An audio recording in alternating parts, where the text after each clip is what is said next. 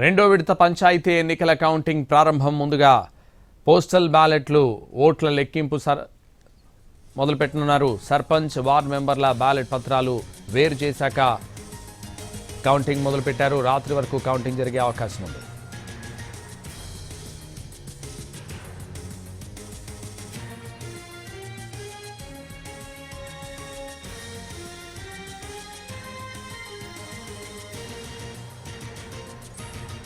రెండో విడత పంచాయతీ ఎన్నికల కౌంటింగ్ ప్రారంభమైంది. సెకండ్ ఫేజ్లో 3,911 మంది సర్పంచ్లు, 29,913 వార్డు సభ్యుల స్థానాలకు ఓటింగ్ జరిగింది. 1 గంటలోపు క్యూ లైన్లో ఉన్న వారికి ఓటు వేసే అవకాశం కల్పించారు. పోలింగ్ ముగిసే సమయానికి జగిత్యాలలో 79.41% పోలింగ్ నమోదైంది. అలాగే పెద్దపల్లి జిల్లాలో 76.54%, కరీంనగర్ జిల్లాలో 74.39%, సిరిసిల్ల జిల్లాలో 72.68%, సిద్దిపేట జిల్లాలో 84.37%, సంగారెడ్డి జిల్లాలో 82.75%, భద్రాద్రి జిల్లాలో 74.39% పోలింగ్ నమోదైంది. ఆదివారం కావడంతో పెద్ద సంఖ్యలో సొంత ఊళ్లకొచ్చి ఓటేశారు ప్రజలు.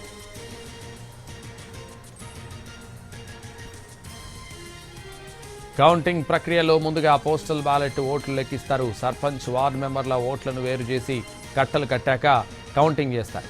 రాత్రి వరకు కౌంటింగ్ కొనసాగుతుంది. ఫలితాలు ప్రకటించిన తర్వాత ఉప సర్పంచ్ ఎన్నిక నిర్వహిస్తారు.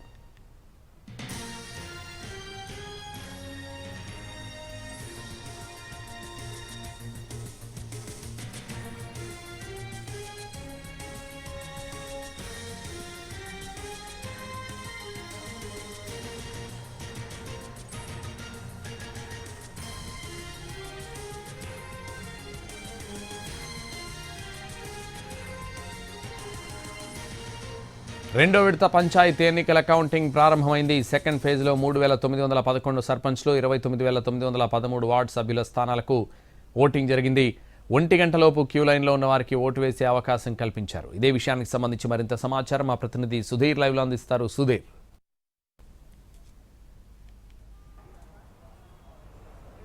రాష్ట్రంలోని 3,911 గ్రామ పంచాయతీలకు రెండవ విడత పోలింగ్ అయితే ముగిసింది. మధ్యాహ్నం 1 గంటకు పోలింగ్ ముగిసింది. అయితే 1 గంట లోపు ఎవరైతే పోలింగ్ స్టేషన్ ఆవరణలో ఉంటారో వారందరికీ కూడా క్యూ లైన్లో నిల్చున్న వారందరికీ కూడా ఓటు వేసే అవకాశం కల్పిస్తామని చెప్పేసి ఎన్నికల కమిషన్ స్పష్టం చేసింది.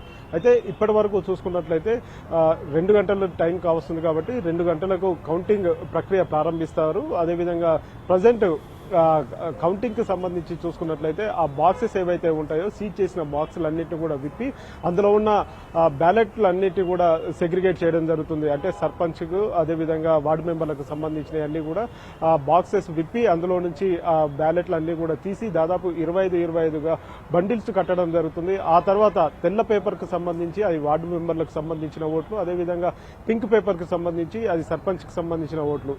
ఈ రకంగా మొదటగా వార్డు మెంబర్లకు సంబంధించిన ఓట్లు లెక్కిస్తారు. అంతకంటే ముందు పోస్టల్ బ్యాలెట్లను లెక్కిస్తారు. ఆ గ్రామానికి సంబంధించి కావచ్చు, అక్కడ ఆ పరిధిలో వచ్చిన పోస్టల్ బ్యాలెట్స్ ఏవైతే ఉంటాయో ఆ పోస్టల్ బ్యాలెట్లను లెక్కిస్తారు. ఈ లెక్కింపు కార్యక్రమం దాదాపుగా అర్ధరాత్రి వరకు కూడా కొనసాగే అవకాశాలు అయితే కనిపిస్తున్నాయి. మేజర్ గ్రామ పంచాయతీలు ఏవైతే ఉంటాయో మేజర్ గ్రామ పంచాయతీల్లో అర్ధరాత్రి వరకు కూడా ఈ లెక్కింపు ప్రక్రియ కొనసాగుతూనే ఉంటుంది. ముందుగా చిన్న చిన్న గ్రామాలు, తక్కువ జనాభా ఉన్న గ్రామాలు ఏవైతే ఉన్నాయో ఆ గ్రామాలకు సంబంధించిన రిజల్ట్స్ మాత్రం వెల్లడయ్యే అవకాశం అయితే కనిపిస్తుంది. ఎందుకంటే ఆ గ్రామాల్లో తక్కువ ఓట్లు ఉంటాయి కాబట్టి లెక్క పెట్టడం ఈజీ అయిపోతుంది. వెంటనే ఫలితాలు కూడా వెల్లడయ్యే అవకాశాలు అయితే కనిపిస్తున్నాయి. మేజర్ గా 3,911 గ్రామ పంచాయతీలు, అదేవిధంగా 29,000 పైచీలకు వార్డు మెంబర్లకు సంబంధించిన లెక్కింపు ప్రక్రియ అనేది ప్రారంభమైంది. దీనికి సంబంధించి దాదాపుగా 3,911 గ్రామ పంచాయతీల్లో రాత్రి 1 గంట వరకు కూడా ఈ ప్రక్రియ కొనసాగే అవకాశాలు అయితే కనిపిస్తున్నాయి. కొన్ని గ్రామాల్లో ఇది తెల్లారి రేపటి వరకు కూడా జరిగే అవకాశాలు అయితే కనిపిస్తాయి. ఎప్పుడైతే కౌంటింగ్ ప్రక్రియ ముగిసిన తర్వాత వెంటనే అక్కడ ఉన్న వార్డు మెంబర్లు, గెలుపొందిన వార్డు మెంబర్లతోటి ఉప సర్పంచ్ కు సంబంధించిన ఎన్నికను ప్రారంభిస్తారు. ఉప సర్పంచ్ ఎన్నిక ప్రక్రియ అయిపోయిన తర్వాతనే పూర్తిగా రిజల్ట్ అనేది బయటకు వస్తుంది. ఆ తర్వాత తర్వాతనే పూర్తి స్థాయి సమాచారం అందుబాటులోకి వచ్చే అవకాశాలు అయితే కనిపిస్తున్నాయి. 29,000 పైచిలకు వార్డు మెంబర్లు ఉన్నారు కాబట్టి ఇవి కూడా చాలా ఆలస్యమయ్యే అవకాశాలు అయితే కనిపిస్తున్నాయి. అయితే ఈ రోజు జరిగిన పోలింగ్ కి సంబంధించి చూసుకున్నట్లే ఉదయం 7 గంటలకు ప్రారంభమైన పోలింగ్ ప్రక్రియ మధ్యాహ్నం 1 గంట వరకు కొనసాగింది. ఈ రోజు ఆదివారం సెలవు దినం కావడంతో పోలింగ్ పర్సెంటేజ్ ఎక్కువగా నమోదయ్యే అవకాశాలు ఉన్నాయని చెప్పేసి ఎన్నికల కమిషన్ స్పష్టం చేస్తుంది. చాలా వరకు పట్టణ ప్రాంతాల్లో ఉన్న ఓటర్లంతా కూడా గ్రామాలకు తరలి వెళ్లారు. పెద్ద ఎత్తున పోలింగ్ నమోదయ్యే అవకాశాలు ఉన్నాయని కూడా చెప్తున్నారు.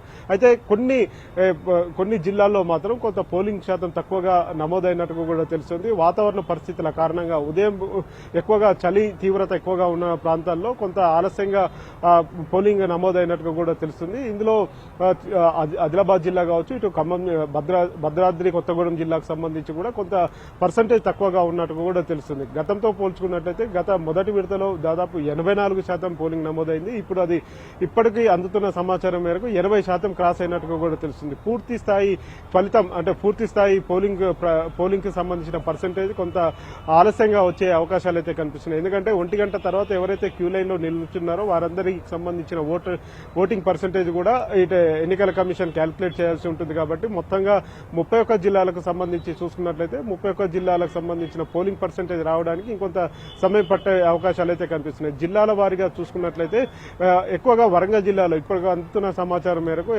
వరంగల్ జిల్లాలోనే అత్యధిక పోలింగ్ నమోదైనట్లు కూడా తెలుస్తుంది. ఈ పూర్తి స్థాయి 31 జిల్లాలకు సంబంధించిన సమాచారం వచ్చిన తర్వాత ఈ మార్పులు చేర్పులు కొంత అయ్యే అవకాశాలు అయితే కనిపిస్తున్నాయి. అయితే రెండో విడతకు చూసుకున్నట్లయితే పెద్ద ఎత్తున ఓటర్లు తరలి వస్తారని చెప్పేసి ముందుగానే ఎన్నికల కమిషన్ భావించింది. అందుకు సంబంధించిన ఏర్పాట్లు అయితే చేసింది. కొన్ని జిల్లాల్లో అక్కడక్కడ చెదురుమదురు ఘటనలు అయితే కొన్ని చోటు చేసుకున్నాయి. శాంతి భద్రతలకు విఘాతం కలిగించే వారిని ముందస్తుగా ఇప్పటికే అదుపులో తీసుకోవడం జరిగింది. అయినా కానీ కొన్ని ప్రాంతాల్లో ఆయా పార్టీలకు సంబంధించి బలపరిచిన అభ్యర్థులు ఎవరైతే ఉన్నారో వారికి అంటే అధికార ప్రతిపక్ష అని చెప్పేసి విడిపోవడం జరిగింది. అక్కడ కొంత వాగ్వివాదాలు చోటు చేసుకోవడం కావచ్చు, కొంత ఉద్రిక్త పరిస్థితులు నెలకొనడం జరిగాయి. కానీ ఎక్కడ కూడా ఎఫ్ఐఆర్ నమోదు అయ్యేంత వరకు అయితే కేసులు నమోదు కాలేదని చెప్పేసి ఎన్నికల కమిషన్ నుంచి మనకు సమాచారం అందుతుంది. మొత్తానికైతే ఈ రోజు అర్ధరాత్రి వరకు కూడా కౌంటింగ్ ప్రక్రియ కొనసాగుతుంది. కొన్ని ప్రాంతాల్లో రేపు ఉదయం వరకు కూడా ఈ కౌంటింగ్ ప్రక్రియ కొనసాగే అవకాశాలు అయితే కనిపిస్తున్నాయి. Santosh. Right, thank you Sudheer.